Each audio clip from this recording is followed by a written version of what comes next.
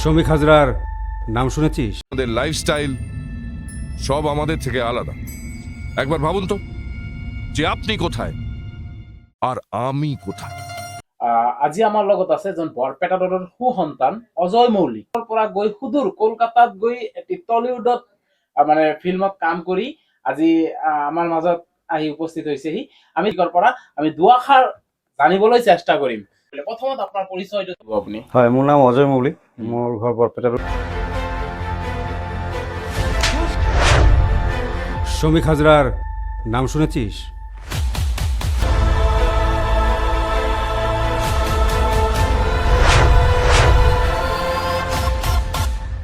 এটা ফিল্মটো হ'ল টলিউডৰ, মানে বাংলা ফিল্ম, কলকাতাৰ।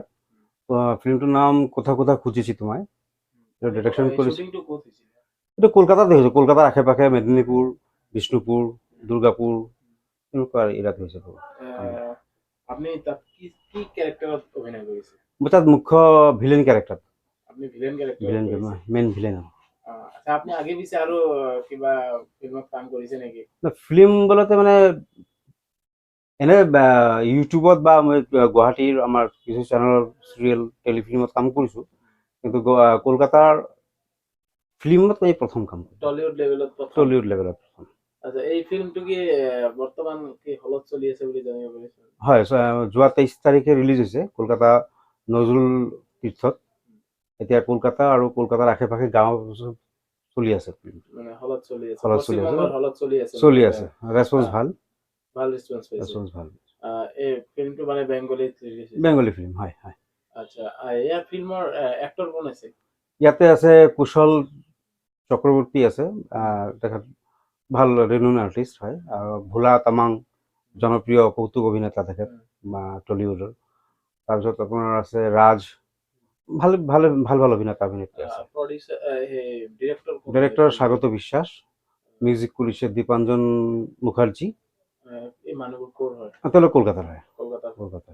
আপুনি এই বৰপেটা ৰোডৰ পৰা কলকাতালৈকে কেনেকে, এইটোৰ আপোনাৰ যাত্ৰা কেনেকুৱা আপুনি আৰম্ভ কৰিলে? যাত্ৰা মানে এইটো বহুত দিনৰ পৰা মোৰ এটা চেষ্টা চলি আছিলে, মানে টলিউডত যোৱাৰ কাৰণে। মই বিভিন্ন মাধ্যমত মোৰ বিভিন্ন যোগাযোগ চলি আছিলে, মোৰ কিছু ভিডিঅ' পঠাইছোঁ, এনেকৈ বহুত দিন চলি আছিলে। এটা সময়ত আহি পেলাই এনেকুৱা তেওঁলোকৰ পচন্দ হ'ল এটা কেৰেক্টাৰৰ কাৰণে। আপোনাৰ কেনেকুৱা অনুভৱ লাগিছে ফিল্মটো কৰি? কৰি ভাল লাগিছে, নিশ্চয় ভাল লাগিছে। ডাঙৰ ডাঙৰ অভিনেতাৰ লগত কাম কৰিছোঁ, ভাল লাগিছে। ভাল এক্সপিৰিয়েঞ্চ, ভাল কেমেৰামেন আছিলে। সুদীপ ঘোষ তেখেত ভাল কেমেৰামেন, তাৰে ডিঅ'পি। আপুনি স্পেচিয়েলি কাক ধন্যবাদ দিব আপুনি যে এই ফিল্মটো? সেইটো কাৰণে মই স্পেচিয়েল ধন্যবাদ জনাম যিজন মিউজিক ডিৰেক্টৰ দীপাঞ্জন মুখাৰ্জী দাদা, তেখেতক বিশেষ ধন্যবাদ। তেখেতৰ মাধ্যমতে মই একচুৱেলি টলিউডত ধৰি ৰাখিব পাৰিছোঁ। আৰু ধন্যবাদ জনাম এইখন ফিল্মৰ ডিৰেক্টৰ স্বাগত বিশ্বাস, তেখেতে যথেষ্ট সহযোগিতা কৰিছে মোক। এজন নতুন ল'ৰা অসমৰ পৰা কলকাতাত গৈ কাম কৰাত যিখিনি সুবিধা তেখেতে মোক কৰি দিছে, মানে ক'ব পাৰি যে মানে বস্তুবিলাক বুজাই বুজাই মোক কামটো কৰিবলৈ বহুত সুবিধা সহজ কৰি দিছিলে।